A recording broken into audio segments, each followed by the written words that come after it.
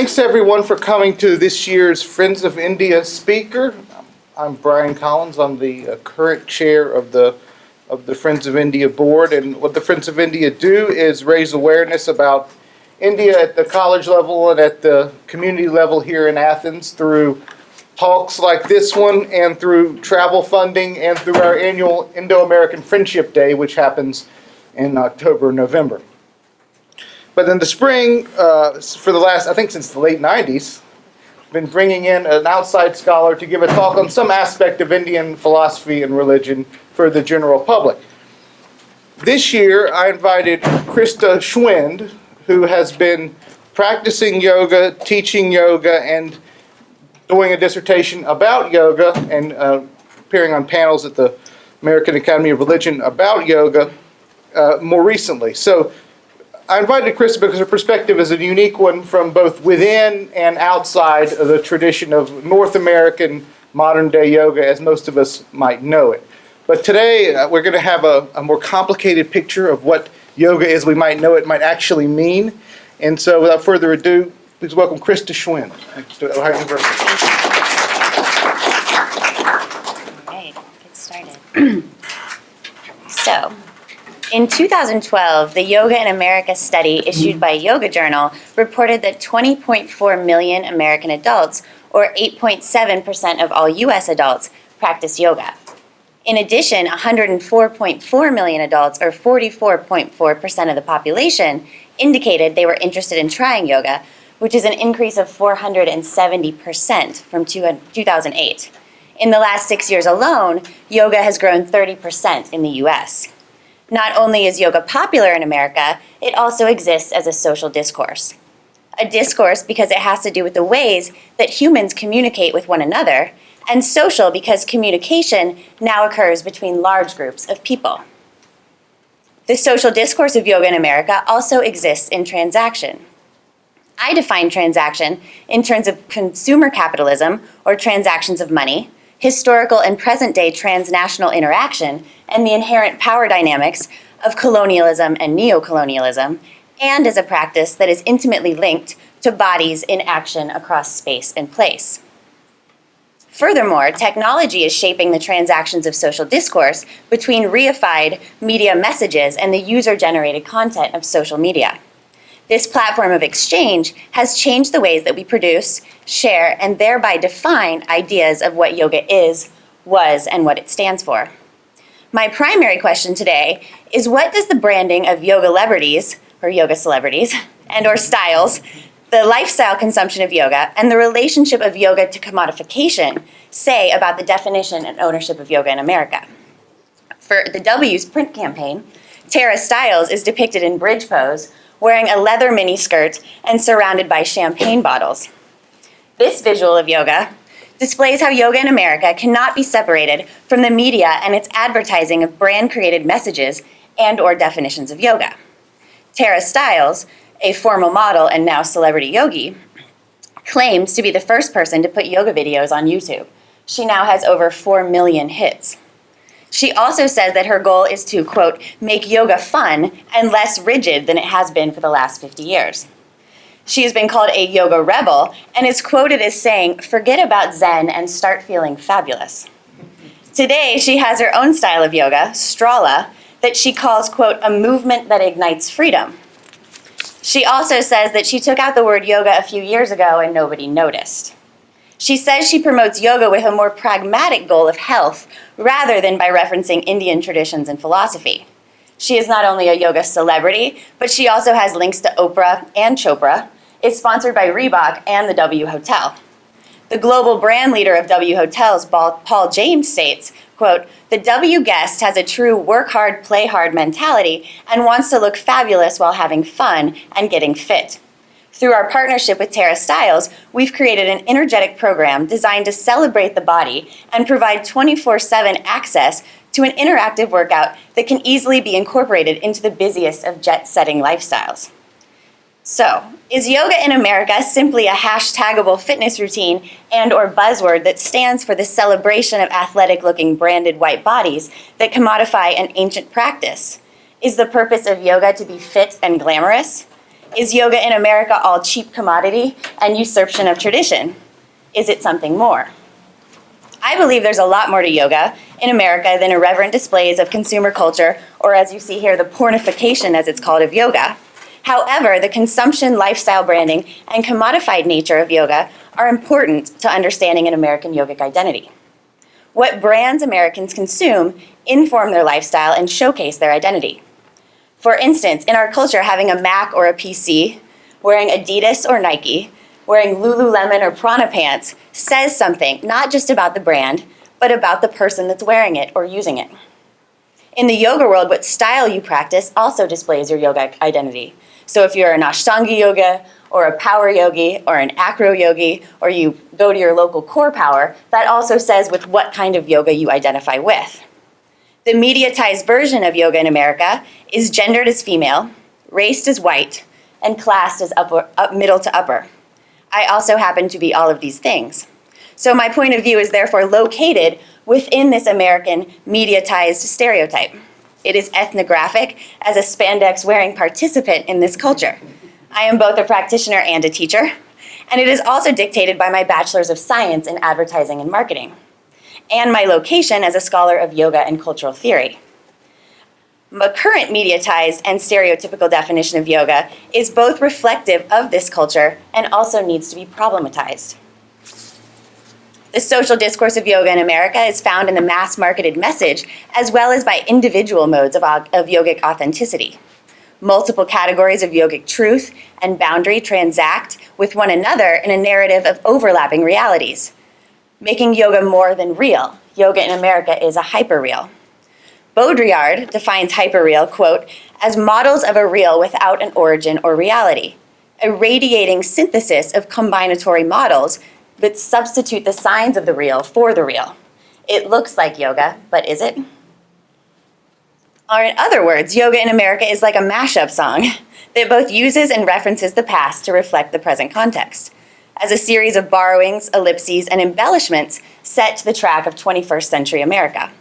Within music, a mashup is the blending together of multiple songs, creating a layering effect wherein the use of pieces of already existing vocal and instrumental tracks are intentionally interwoven together, and by doing so transformed from their original content to create something new.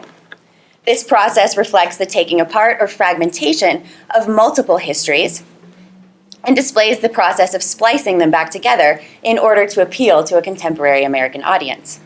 Some of the tracks that are sampled are incredibly familiar to the average American, while others remain foreign or hidden beneath catchy beats. Furthermore, music is fluid by nature and continually building on the past and innovating in the present. So is American yoga. What is created does not fit into dichotomous categories of East and West or religious and secular, but rather a third space is created. Edward Soja defines third space as, quote, attempts to capture what is actually a constantly changing and shifting milieu of ideas, events, appearances, and meanings. In this critical thirding, the original binary choice is not dismissed entirely, but is subjected to a creative process of restructuring that draws selectively and strategically from the two opposing categories to open new alternatives. The past and present of yoga are in tension, as yoga in America exists as a mashup of religious and secular, East and West, authenticity and idealized conception. Tradition and continuity often supplanted here in America by individuality and choice. Jared Farmer argues in his article American Asana that America has replaced India as the center of creativity in yogic reinvention. American yoga is entrepreneurial, it's branded, business-oriented, and marketed for consumption. At the same time, yoga in America is not simply a one-way product of neo-Orientalist commodification, although it can be argued it is that too. It is rather made up of transactions of intentional and unintentional memory and cultural story. Today, yoga in America is also part of our popular culture. David Chittister argues that, quote, at work and at play, human authenticity is at stake in American religion and popular culture, mediated through popular culture as ordinary leisure and or entertainment, but also as human possibility and experimentation. We define ourselves by what we do, our lifestyle, and we showcase this by what we buy, our consumption. In the American culture, it is more about performance than presence and doing than being. At the same time, the lifestyle consumption of yoga in American popular culture is serious. David Chittister also helps us to understand this with his phenomenon or his notion of authentic fakes. Authentic fakes do authentic work. They, quote, generate power and creativity, like Coca-Cola and McDonald's and Disney, by enabling people to reimagine what it is to be a person in a rapidly globalizing human space. This seriousness is found within modes of branded lifestyle and simplified messages, and in the serious work of yogis doing work on the ground, or doing yoga on the ground, rather. Many American yogis are not only dedicated to their personal practice, but also to service projects or seva. The seva programs of popular yoga teachers in America are making a difference in the world. Tiffany Cruikshank hosts a service project in India that helps prevent the trafficking of children. Sean Corn, a famous yogi and activist, started the Global Seva Challenge that has raised over $3.5 million through fundraising. Her Off the Mat program facilitates personal empowerment through leadership trainings, fosters community collaboration, and initiates local and global service projects. The notion of value for whom and to what purpose is tantamount in understanding the definition and seriousness of an American yoga and its social discourse. Notions and images of yoga range from completely exercise and secular-based to spiritual in nature. Today's celebrity yogis display themselves as a brand and a business in the hyper-real social discourse of lifestyle consumption. They are sponsored or have clothing lines, book deals, social media hashtags that deal with their subjective knowledge and their authentic experience of yoga. So I brought some for you guys to just pass around. So this is Tiffany Cruikshank's Optimal Health for a Vibrant Life. Catherine Budig's The Women's Health Big Book of Yoga, which also includes sections on like yoga and sex and yoga for headaches and these types of things. And then Kino McGregor's Ashtanga Yoga. So we'll talk more about Kino too, so I'll just pass it. These brands also bring with them narratives of specific value, rendering located messages rather than larger stories of messy and uneven transactions. Subjective experiences of yoga count as authentic. For instance, Kino McGregor, who's the Ashtanga book there, she's a popular yoga teacher and a serious Ashtangi. She quotes in the Elephant Journal, "I am a bad Ashtangi. I wear small shorts and mascara. I am not a natural blonde. I color my hair and blow dry it, even while I'm in India. I'm also vain, and I love beautiful and sometimes expensive things. I've been called an Ashtanga cheerleader, a slutty yoga teacher, I'm married, a good businesswoman, as if that's a derogatory term for a yoga teacher, and a sellout for fame and fortune. I've figured out how to use social media and build an online presence, dare I say my own brand. I tweet, blog, vlog, and film for my YouTube channel, but I'm also a good Ashtangi. I practice 6 days a week and follow the guidelines for my practice as best I can from my teachers Sri K. Patabi Joyce and R. Sharat Joyce in Mysore. So Kino is a serious yogi, and she's also very American. So I'm just going to share with you guys a quick video of her in Mysore giving a yoga demo.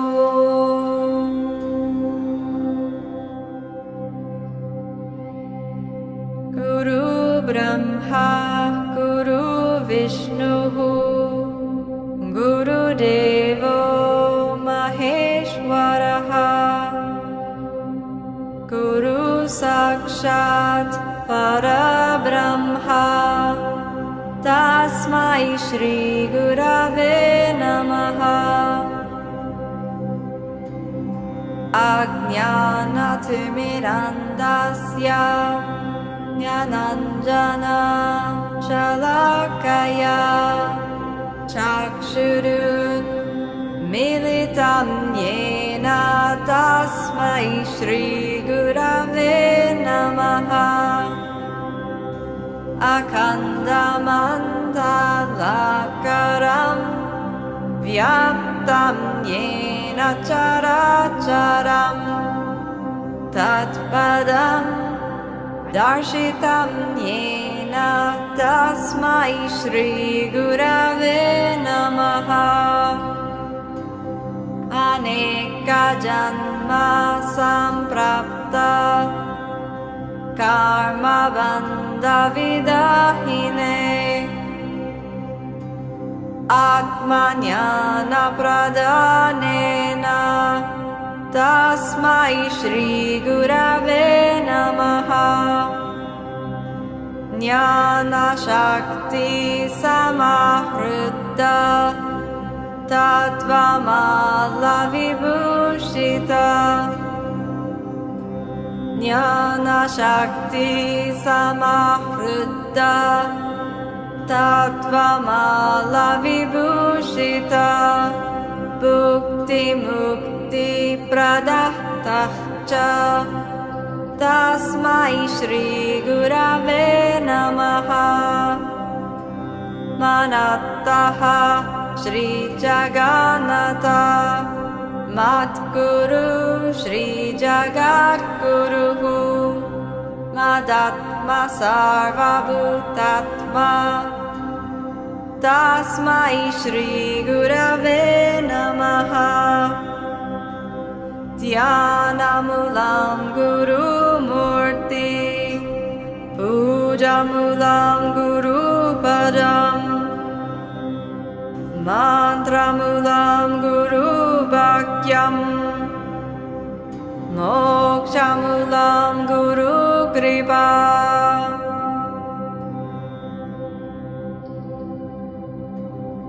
गुरु ब्रह्मा गुरुविष्णुः गुरुदेवो महेश्वरः गुरु But so yeah, she complicates the picture. She's traveled to India over 12 times and spent 3 months at minimum each time with her guru. She's very serious about yoga, but she's also, like I said, an American. You see her nails, her brand, her blonde hair, all of these things. So yogis, they create, they promote, and they brand their lifestyle on social media. They post to sites such as Facebook, YouTube, or Instagram, and the consumer is involved in these transactions as well. They show their allegiance to the brand through purchases of merchandise, trainings, retreats, and likes on social media. These likes on social media are often also what leads to sponsorships by corporations or bigger brands.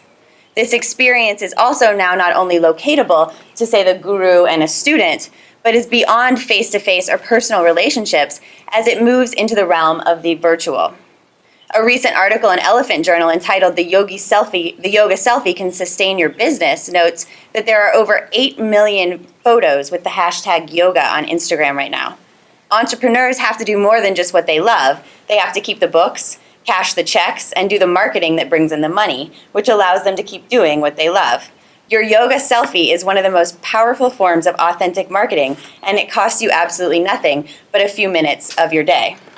So here's the graphic, how to take a perfect yoga selfie. So this is on Mind Body Green. So preferably an exotic location, sunset or sunrise if you can. Be original, do the hardest thing you can in your pose. Maybe wear Lululemon yoga pants, put it on Instagram, and here's some ideas for some hashtags you can use so you get your message across. Catherine Budig is also one of the largest yoga brands today, with contracts from Toe Socks, Under Armour, Women's Journal, you guys have that book somewhere around there, and appearances at all of the major yoga festivals. The brand that Budig creates is reflective of her notion of authenticity as rooted in Ashtanga and adapted to quote her image in the yoga world as a teacher whose style is loving, challenging, and accessible all at the same time. Her Toe Socks ads were all done in the nude except for the toe socks.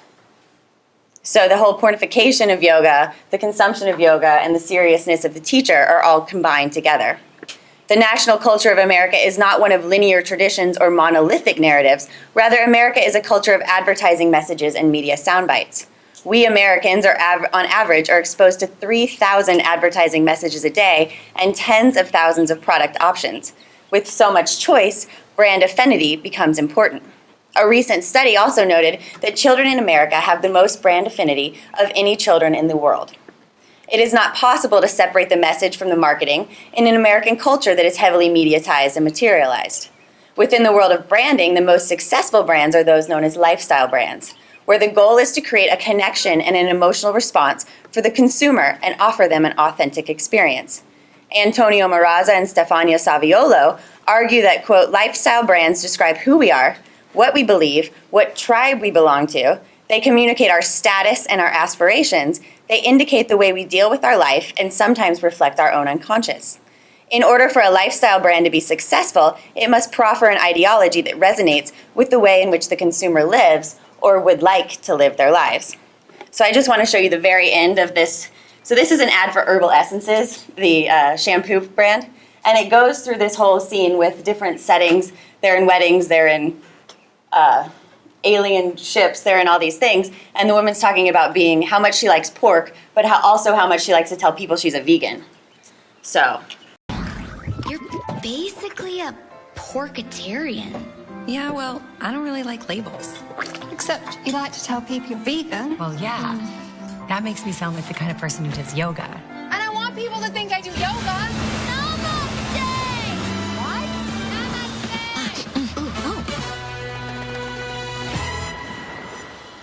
Be everyone you are. So, to put this in another context, Harold Koda, the curator in charge of the Costume Institute at the Metropolitan Museum of Art, notes when speaking about Ralph Lauren's role in fashion, quote, he has created an American history that never existed. It's through an idealizing lens that he views American social history. He creates an idea that is reflected in every single aspect of its representation. Not only is it a woman in a black cashmere turtleneck and black wool trousers with a black beret, but behind her she is standing in an environment that is contemporary vision of an urbane haute bohemia that supports the dressing at every level, down to what is on the nightstand. The detailing in terms of his constructions of these fantasies is what makes them seem documentary. As Saviolo notes, communication for lifestyle brands is primarily the art of storytelling and inspiration. These stories are like yoga, hyper-real. Not only that, but yoga is not just defined by individual brands, but also beyond individual styles. It is found as a brand in the world of corporate business. The popular yoga chain Core Power provides this example. Core Power's goal is to become the first national yoga chain and to make yoga, quote, accessible and friendly, as well as offering a consistent experience across the chain. As Trevor Tice, the founder of Core Power, states, Howard Schultz, who's the creator of Starbucks, created the coffee culture in America, and we're doing that with yoga. Core Power was founded in 2002 and hopes to have over 100 studios throughout the country by the end of 2015. As Tice notes, Core Power, quote, is not a person, it's a brand. And he adds, quote, we are not there to preach, it's a secular practice. There is no connection to religion. In essence, Core Power represents authenticity in the institutionalization of yoga to the corporate fitness extreme. Every Core Power is built to be similar so that wherever a member goes in the country, they can have the same experience. Tice also makes sure that his students are getting a workout that, quote, kicks your ass. And Core Power's target market is urban professionals 25 to 35 whose goal is physical exercise rather than spiritual. As Core Power has continued to grow, many of its teachers and more experienced students find the restrictions of Core Power limiting and leave to follow other styles or perhaps to invent their own. At a recent teacher training I was giving a talk at, the discussion of Core Power came up and whether it was a good or a bad idea to have this type of big box yoga. 80% of the students in the training had started their practice at Core Power, joking it was their gateway drug to yoga. The idea of who disseminates yoga and how it is disseminated is complicated.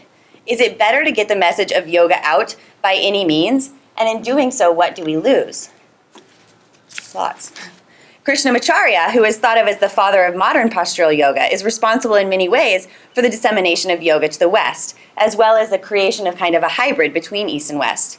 He trained multiple demographics of people, not just young and male, which had tended to be who was doing yoga at the time, as well as people of varying cultural heritages. His famous students, B.K.S. Iyengar, Indra Devi, and Patabi Joyce, all adding to this as they tended to bring yoga to the West and further disseminate the yoga. Krishnamacharya also moved yoga from the idea of it being just a Hindu religion to the notion of spirituality. As one of his students, Patricia Miller, notes, quote, he instructed students to close their eyes and observe the space between their brows. And then he said, think of God, if not God the Son, if not the Son, your parents. Krishnamacharya set only one condition, explains Miller, quote, that we acknowledge a power greater than ourselves. Krishnamacharya's grandson, Kasab Deshakachar, comments that as a master of many philosophical traditions, Krishnamacharya understood that spirituality was different from religion. Religion was one kind of spiritual practice, but it was not the only one. By refusing to open the door to religious discrimination, he opened the door of yoga to everyone. John Friend, who's another famous yoga teacher who started Anusara and then had a big scandal and now has started another form of yoga called Srideva, he notes that Krishnamacharya, quote, placed a focus on the body and emphasis on physical form, making it look beautiful and all, which is great. Krishnamacharya had one foot in the old realm and one foot in the new realm. In the popular American yoga marketplace, Yoga Capital appeals to as many national consumers as possible, rather than to historical, geographic, or spiritual religious memory. Vincent Miller argues that there are three facts that misdirect this kind of consumer desire of religion. Quote, the decline of traditional social and cultural markers of identity and belonging, the rise of advertising, and the increasing complexity of commercial products. He goes on to argue, quote, consumer desire is similar in form to religious or traditional religious desires. It resembles more profound longings for transcendence, justice, and self-transformation. The consumption of yoga as lifestyle brand has been transformative for the consumer. So here's a blurb from the Huffington Post, how yoga transformed your body. And so it has after class, after a few months, after a few years, and you see things like increased flexibility, improved lung capacity, relief from chronic back pain, stronger bones. So it's doing those things. It's helping people in many ways. At the same time, the novelty of branded bodies and mass consumption in the hyperreal of late capitalism is displayed in America via a symbolic language of subjective authenticity found within a brand experience rather than notions of traditions or historicity. Yoga is also branded and defined by its references in America to health, freedom, accessibility, and individual expression or experience. It is heavily about the body. Buying good or looking good is being good in our culture.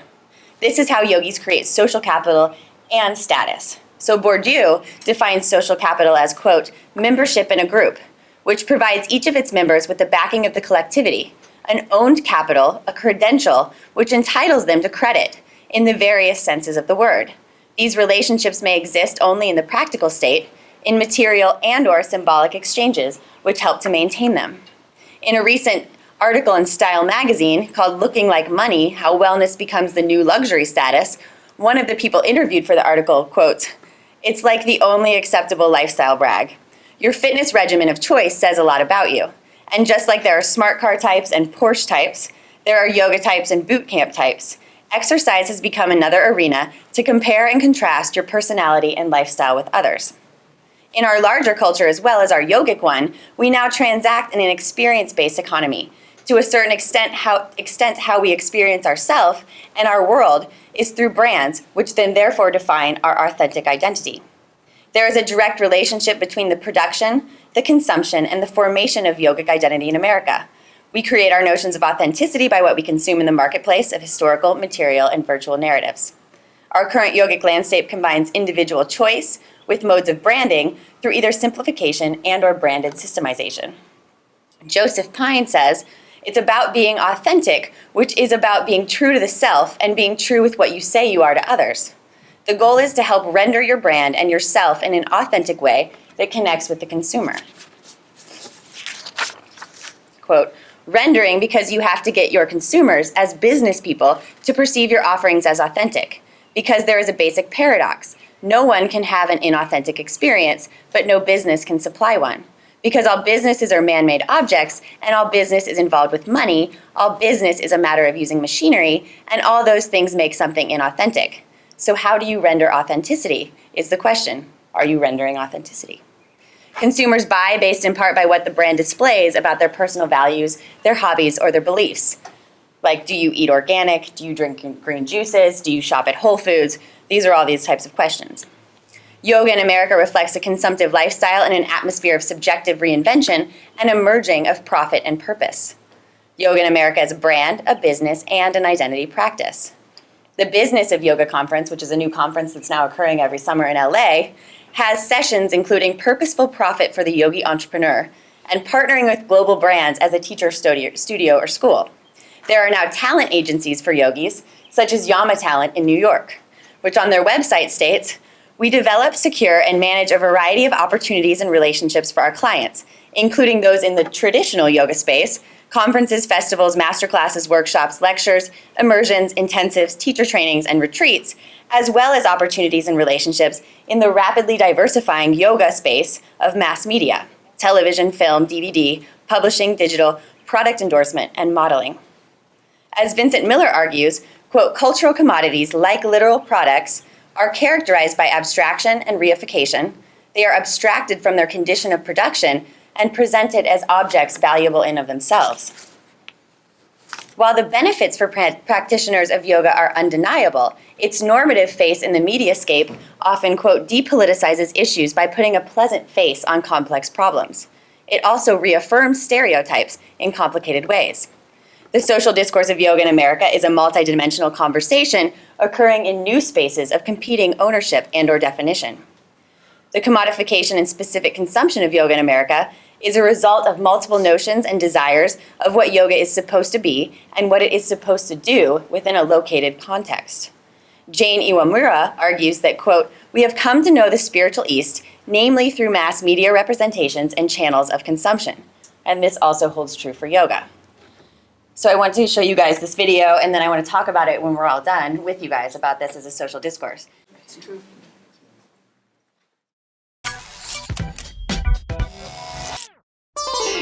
All right, everyone, let's get started. Just choose a spot that feels right to you. Hello. Sorry, excuse me. Someone's gonna get close. I don't think I've seen you before. Beginners usually take a spot at the front so they can watch me. Oh, no. I'm pretty familiar with yoga. I'll be okay. Okay, well, if you need a block or a strap, you just let me know. Everybody's doing great. Gandhi, just toward the ceiling on that up dog, okay? Oh, do you mean my Urdhva Mukha Svanasana? No up dog. Don't worry, you'll learn the terminology. Gandhi, you gotta pick up the pace. You're not gonna burn any carbs. Would you stop looking at my butt? What? No, I didn't. I'm celibate. You're right, creep. You're doing great, but maybe next time try and wear appropriate yoga attire. Okay, maybe a lycra top. This is a traditional Indian dhoti. I spun it myself. Right. There's a Lululemon down the street.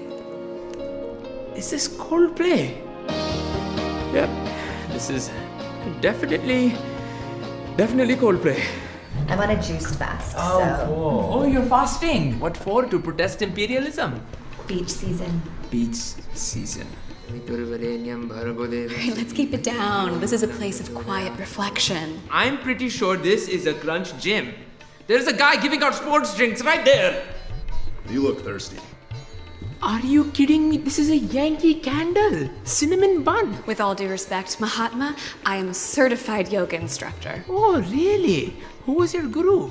Carl Smith. What an honorable yogi. I really want to try a yoga Lattes class. Oh my god, that is so spiritual. Bitch, you do realize this is my actual religion, right? I will give anyone $10 if they can tell me who this is. Anyone? No, I didn't think so. It's Krishna, 8th incarnation of Lord Vishnu. Learn it. Why is it so fucking hot in here? We're doing Bikram yoga. Well, you know, in my day, we did a traditional form of yoga where the room was normal and you didn't sweat your balls off. You seem stressed. Just take a breath and flow your chakras down into your heart center. So. What the fuck? Never mind. Yeah, we'll talk about that at the end. I'd like to talk with you guys about that. But yes, I feel like that has a lot of social commentary that can be discussed. So the depiction and understanding of yoga in America is clearly problematic and rife with issues of commodification, trivialization, and neo-Orientalism. This issue is also evident in the examples of Deepak Chopra and Lululemon. Asim Shukla of the American Hindu Foundation states in an article entitled "The Theft of Yoga," quote, Chopra is perhaps the most prominent exponent of how to deconstruct, repackage, and sell Hindu philosophy without calling it Hindu. Deepak Chopra has made a fortune by combining a variety of Eastern and Western modes of philosophy and science into a mashup consumable for American understanding. He has written 75 books, which is crazy, with titles including Perfect Health and Self-Power, and his newest book, The Future of God, where he basically talks about the notion of Brahman without ever bringing up that topic or that term. Chopra legitimates himself by combining Western notions of science and Eastern philosophy, and what he creates cannot be described as either in any sort of dichotomous sense. Instead, he has created something new and then branded it in a more simplistic and layered way to appeal to the American consumer. What needs to continue to be complicated in this social discourse of American yoga is where yoga comes from, how it is understood, and who it represents, and what, if any, are its boundaries of ownership. These boundaries also need to be recognized as fluid, as contextual, and with as many layerings of narrative as possible as part of a globalized social discourse. The consumption and reinvention of yoga in America for profit and purpose has implications also outside the American landscape. For instance, the trademarking of turmeric by the University of Mississippi in 1995 in part led to the Indian government's creation of the traditional digital knowledge library in 2001, which is made to protect Indian knowledge from being patented by others. And there's lots of debates we can think about, like Bikram's whole patenting his 26 series, postures of series, and all of these other things that are going on. But the idea is they're creating this traditional knowledge so that others can't just use it and take it and commodify it in any way that they'd like to. A further example of this ownership of narrative and display of power can be seen in the lifestyle brand of Lululemon. Lululemon is a yoga and athletic company started in 1998 by Chip Wilson. The company went public in 2007 and in 2008 sold $350 million worth of apparel in 113 stores. Lululemon has for many years been known for its quality of yoga pants and for its programs of yoga community building. The Lululemon brand creates a community surrounding notions of quality, health, wealth, and wellness. They sponsor weekly yoga classes such as Vino and Vinyasa or Flow and Joe, and they pay for their employees to attend yoga classes in the community. Lululemon also sponsors and recruits talent for major yoga festivals and events such as Wanderlust. At the same time, Lululemon is known to co-opt and trivialize yoga culture, display imperialistic views, to worship commodity, and to purposely exclude certain demographics. I offer an example. So I brought it with me too, so you guys can see it, but this is Lululemon's brahmacharya bag. The definition is on the side, but I'll also read it out to you guys. The side of the bag defines brahmacharya as moderation or non-excess. Quote, this yama, or yogic philosophy, teaches us to recognize the moment of just enough so we don't move past it into an uncomfortable excess. Maybe it is pushing away the plate of french fries or using pent-up energy for a run. By focusing inward, we keep our bodies healthy and energetic. And hey, there are some things we're better off avoiding altogether. Where in your life could you practice moderation? On the front of the bag, the word brahmacharya is spelled out in Cheetos, cookies, licorice, condoms, joints, cigarettes, alcohol, and even needles. This definition or redefinition and rebranding of previous notions and knowledges of brahmacharya, which we actually talked about in Brian's class earlier, which they would not recognize this as brahmacharya, right, Hannah? Do you think that the definition I just read would be similar to what you're reading in the Mahabharata? No, yeah, exactly. Not only disconnects it from the myriad traditions of yoga or Hindu philosophy, but may also offend those who take brahmacharya seriously. Maybe not even may, definitively probably offend those who take brahmacharya seriously.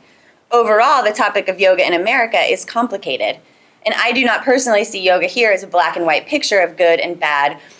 It is a hyper-real, a social discourse in transaction that is both creative and problematic in its inventiveness. I have taken classes with every teacher that was discussed here, and while I speak of them in terms of brands and consumption, I also find them to be knowledgeable, kind, and serious about their yoga practice. For example, Budig is a genuinely lovely person with a gift for making yoga both rigorous and entertaining, and Keena McGregor is incredibly well-versed in the history, philosophy, and anatomical alignments of Ashtanga and classical yoga. Because I see yoga as a social discourse, I would like to hear from you guys how those of you in the audience view American yoga. How does it operate today, and where do you see it going in the future? Furthermore, what do you think the visual media I have shown, the W Hotel ad, the Herbal Essence commercial, the Gandhi Does Yoga, have to say about yoga in America as a social discourse of profit and purpose? Is it all consumptive bodily display? Is it more? Can it be both?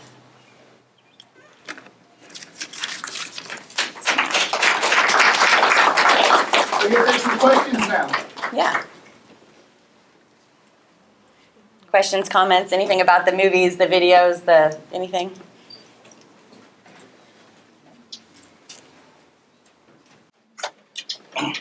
So when we are looking at the yoga culture in the United States, it seems to be focusing on, let's say on the commercial aspect. Now, yoga practice in the United States is very diverse. Very much, You know, and it has been through ages. You know, and there has been this very rich stream of, let's say, interconnection of ideas. You know, so you have thorough reading Gita and for sure. Vedas and Water and Pond and everything, kind of bringing in that kind of philosophy.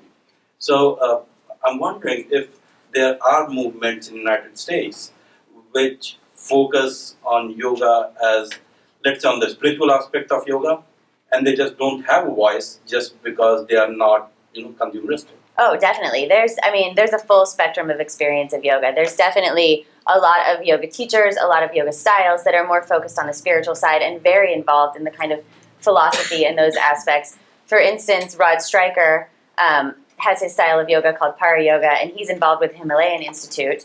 And in every class that he has, he speaks to Tantra or some sort of philosophical aspect, as well as doing the physical asana.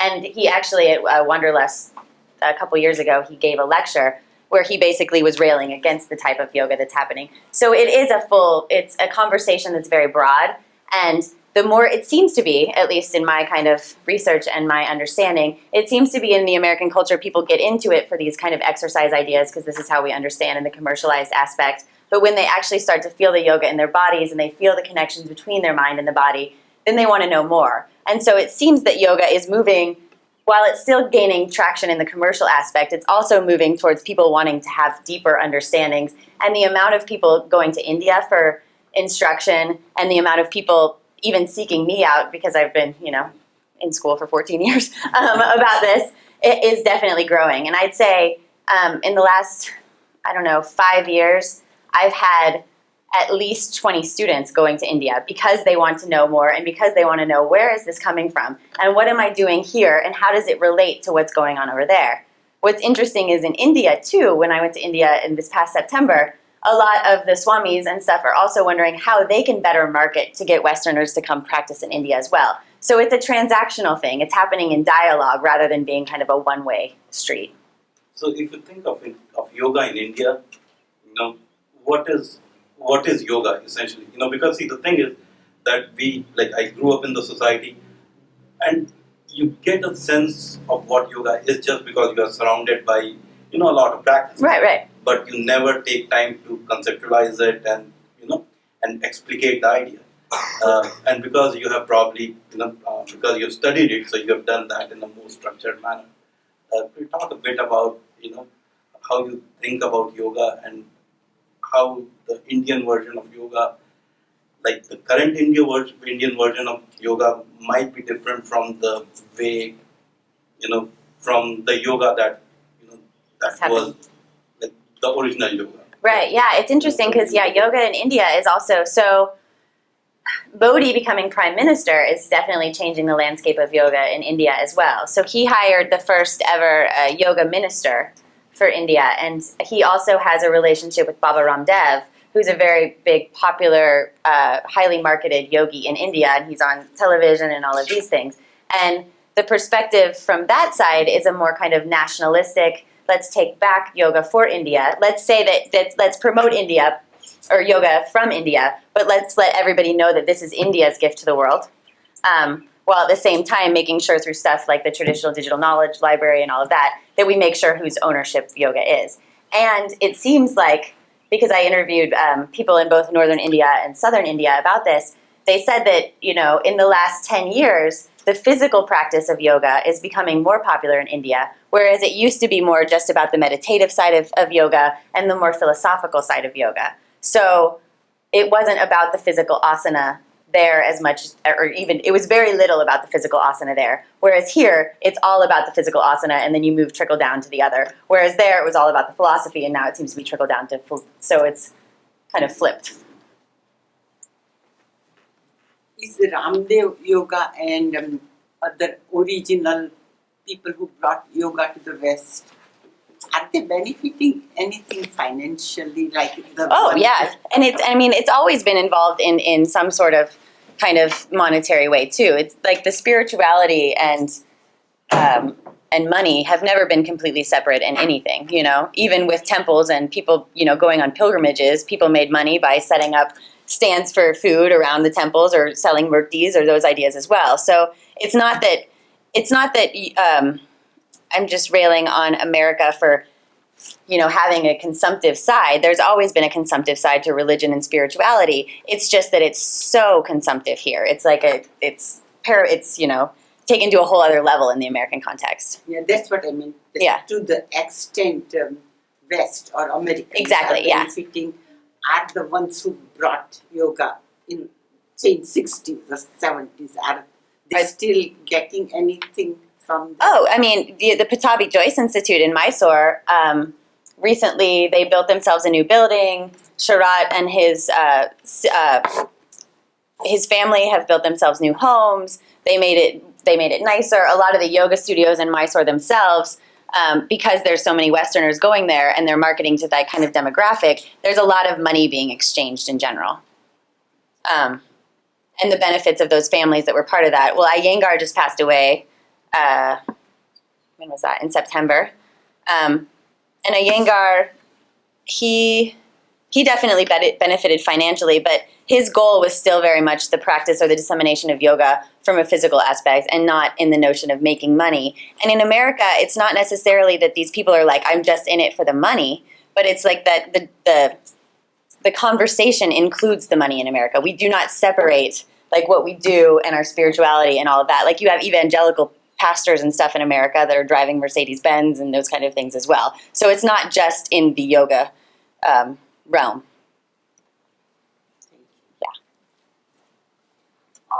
I thought this was interesting because when I started doing yoga when I was in high school, but I would go to like a vinyasa class, and it's not really spiritual at all. It was more just like a workout. Mm-hmm. So I was like, I started becoming in love with yoga, but I had no idea that it was so much more than the whole.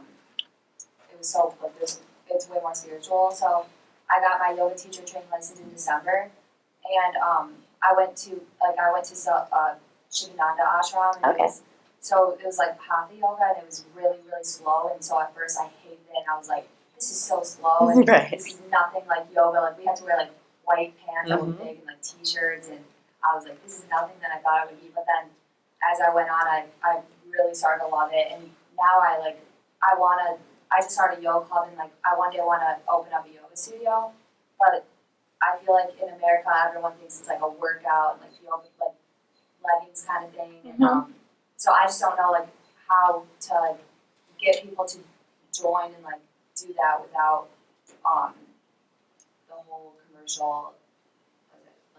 Right, the whole commercial aspect. And I mean, like I said too, I think the getting into yoga for exercise is still seeming to lead, like people like you. You went there, you had no idea that it had any spiritual connection, and then you ended up at the Shivananda ashram or the Shivananda school, and you ended up, learning a deeper perspective of yoga. So possibly, having different levels, like, okay, intro to yoga, maybe we talk about this, and then for more advanced practitioners, maybe bringing in more of the philosophy. Because it's also, I think for a lot of Americans, they're afraid of scaring off people by the spiritual aspect of yoga.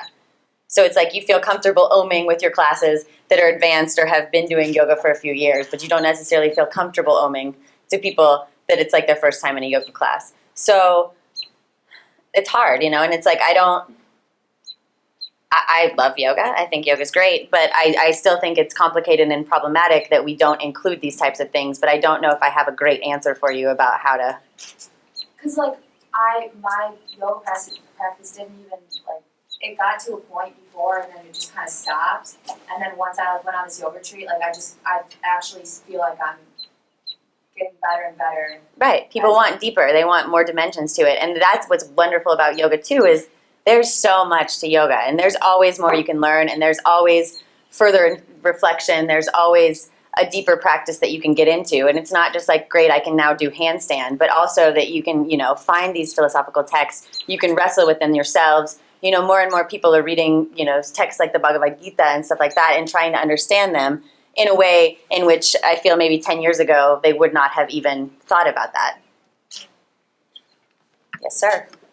So we were talking a little bit about this earlier, and the take back Asim Shukla's, I find his columns to be very shrill, but I do think that he's speaking for a sizable amount of people. For sure.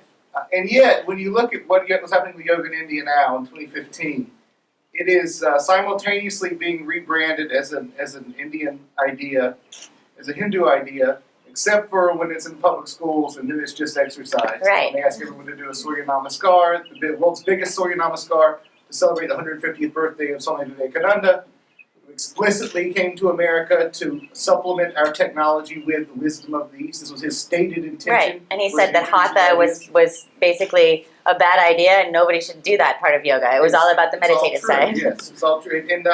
And so I think that there's confusion, even in this attempt to purify. There is a deep-seated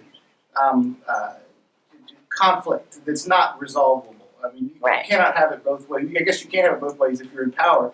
You have all the seats in Parliament, but only for a little while can you have it both ways, and it still actually makes sense to people. Right. I'm wondering how that's going to resolve. I mean, to me, the yoga it is not crested in the States yet. Apparently, I thought it would 5 years ago. So did I. No. But I'm interested now. What do you think is going to happen in India? Whether or not it's going to end up being secular or Hindu. Well, that's interesting because they have the debate right now about yoga in schools in India, right? So wanting to have yoga in schools in India and whether or not in India it's a secular religious practice, and people in India being upset because there's people in India that are not Hindu, and so Muslim parents and stuff of these children are saying we don't want to have Hindu religious practice in our school system that is quote unquote secular, and with the whole kind of political climate, it's going to be very fascinating. There's also, I don't know if you guys know this, but Modi, in his first address to the United Nations, spoke about yoga in his very first address and proposed that we have an international yoga day. And 180 countries voted for it. So June 21st is actually the very first international yoga day in the world. And so yoga is not even just growing in the US and not just growing in India, but it's kind of growing as a global marketplace and a global practice. So I am incredibly fascinated to see, and the popularity of Baba Ramdev right now. I mean, he has hundreds of thousands of followers, and so what is that going to do for the promotion of yoga in India? And he's teaching, physical asana as well. So there's a lot of Indians who hadn't previously done physical asana that are now also practicing. And what way they're practicing and with what purpose they're practicing is not the same purpose or way that necessarily we are here, but it's also this kind of proliferation and dissemination of something called yoga. And yoga's never been just one term either, which is also, like as we were talking about earlier, in the very first notions of yoga in the Vedas was yoking to a chariot. And then it was yoking oneself to the chariot, the celestial chariots, to go above the sun to the heavens. And then it was yogis in the medieval period as basically these boogeymen. And the yogis would come, like we have the boogeymen here, the yogis would come take your soul. Because the yogis would practice supernatural things, and the yogis could be invisible, and the yogis could be, as small as atoms and as big as whatever. And then you had, after that period, you had a lot of yogis that were ascetic mercenaries that were hired by different various kingdoms as warrior yogis. Again, so we don't think about yogi. We think here about yogis as like a white woman sitting in a lotus position with her, outfit. But it's a very complicated, very complex term to begin with. And it's changing definitions even now, which makes it really fun to study. So when we think about yoga, who invented yoga? Because now the ownership of yoga is it's a big deal. Such a thing, not only in the United States, but even in India. Of course, yeah. So how do we think about yoga in terms of invention? Who owns it? And that's also being debated. So if you go with the current political notion, it's a Hindu practice for Hindus, and it's India's gift to the world. But then you also have the fact that yoga was also being practiced by Jains. It was being practiced by Buddhists. It was being practiced. So in the colonial period, when the missionaries went over to India, there was often confusion between yogis and fakirs. So fakirs were Sufis, so they were Muslims. And so, it's who's doing yoga, who owns yoga, what is yoga? And that's why I think it's so contentious. Is because everybody wants to say, I own yoga, and I own my brand of yoga, or I own my style of yoga. And this is the authentic yoga lineage that I'm linking myself to. And it's whether you link it to the Yoga Sutras, whether you link it to Gorakhnath in the 10th century, whether you link it to, right now there's a book, I don't know if it got funded or not. It was being crowdfunded by some yoga scholars, James Mallinson and a couple other people, called The Roots of Yoga, that they were going to explore the authentic roots of yoga. And that's all great, except what authentic roots are we talking about? And bringing Tantra into it, and bringing all these other discussions, which are also yoga. And, you know, the physical practices of asana are mostly linked back to these tantric practices versus the Yoga Sutra practices that we think of. Because in the Yoga Sutras, there's really only 3 mentions of asana. Whereas the Hatha Yoga practices and the notions of stuff like chakras and kundalini and these ideas come out of a tantric perspective.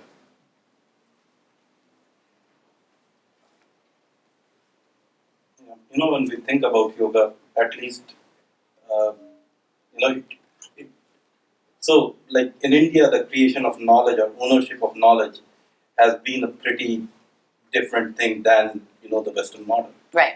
And when you think about it, and see, it's not that Western model doesn't have that, you know. So like the open source movement, if you look at, you know, softwares and everything, you know, the idea is that you create something and then open it to the world, and the world interacts with it and create something new. Mm-hmm.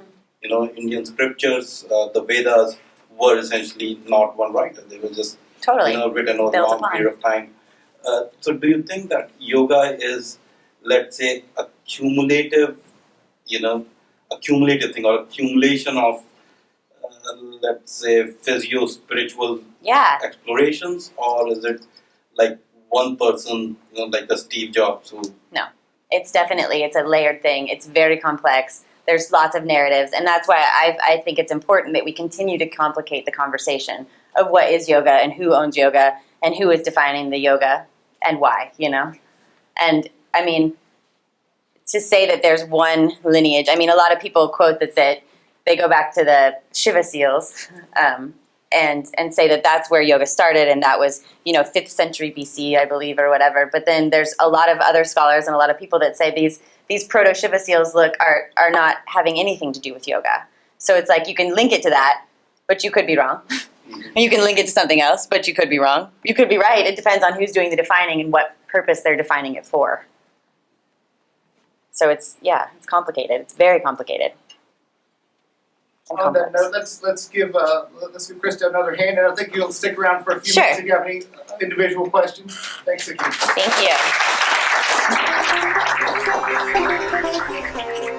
you.